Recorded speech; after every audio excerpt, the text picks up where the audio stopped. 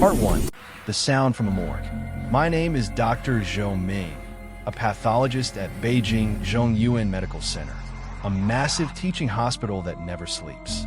My work begins when everyone else's ends, when the lights go out and the bodies start arriving. That night, I was alone in the morgue, filling out the autopsy report for a man who had died of a respiratory failure. Typical. Nothing unusual, except for one thing. He died 3 times that week. His name was Gao Ren, a patient from Ward 13, the isolation wing. Each time his heart stopped, they revived him. But the last time, the nurses swore he had whispered something before flatlining. Don't send me back down there. Now his body lay on my table, pale and still. The refrigeration unit beside me rattled softly. Then a knocking sound. At first faint, then clearer. Knock, knock, knock. From inside, one of the coal drawers. I froze. The drawers were all sealed. No living person could be inside. But the sound continued, slow, deliberate, as if someone were trying to get my attention. I pulled open the drawer. Empty. Just the lingering scent of disinfectant and something foul, like mud soaked in blood. And on the inside of the drawer's steel wall, 3 fresh fingerprints. Part 2, Ward 13. The next morning, I went to Ward 13 to speak with head nurse Lu Fong. The hallway was oddly quiet, the air heavy with that sharp, sterile smell that hospitals can't quite hide. "Dr. Zhou," she said, voice low, "you shouldn't ask about Gao Ren." "Why not?" She hesitated, then leaned closer. "Because he wasn't the only one." She showed me the logbook. Over the past 3 months, 7 patients in Ward 13 had died suddenly. Each had the same final symptom, claw marks on the inside of their throat. And every one of them, in their final hours, begged not to be taken to the morgue. As I read, I felt something brush against my sleeve, soft and cold. I turned, but no one was there. "Where are the bodies kept now?" I asked. She looked terrified. "They're all in your section, Dr. Zhou.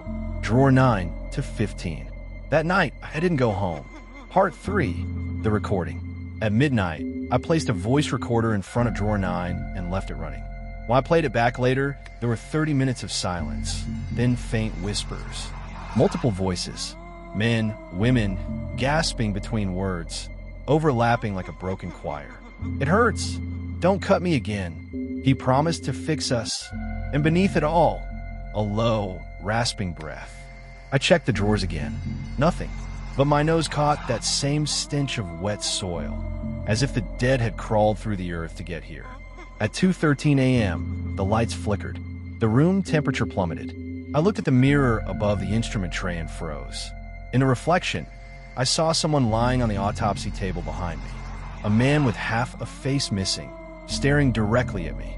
When I turned around, the table was empty, but the sheet was still warm. Part 4, the experiment. The next day, I confronted Dr. Yuan Sheng, the senior physician in charge of Ward 13. He was an old man, thin, composed, eyes unreadable.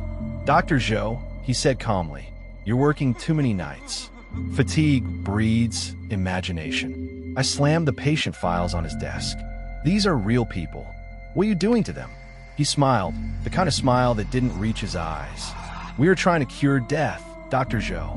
Isn't that what medicine should be?" He told me about a trial project funded by the ministry, Project Rebirth. The patients in Ward 13 weren't ordinary. They were volunteers for a serum that was meant to restart cellular activity after death. "Sometimes," he admitted, "it works too well." I left his office shaking. If what he said was true, the dead in my morgue weren't really dead. That night, I decided to test it. I injected a preserved tissue sample from Gao Ren's heart with a few drops of saline. The flesh quivered, faintly like something remembering how to live. Then a whisper rose in my ear, close and cold. "Don't wake us again." Part 5, the return. On the 4th night, I received a call from Nurse Lu. She was crying. "They're walking," she said. "Ward 13. They're walking." I grabbed my coat and ran. When I reached the ward, the hallway lights were dead. The generator hummed somewhere below, but the air was thick with the smell of decay. The doors to every room were open, and inside, the beds were empty. Footprints, wet, dark, uneven, led toward the morgue. As I followed, I saw the reflection of movement in the glass panels. Dozens of figures shuffling down the hall, just beyond the flicker of the lights. One of them turned.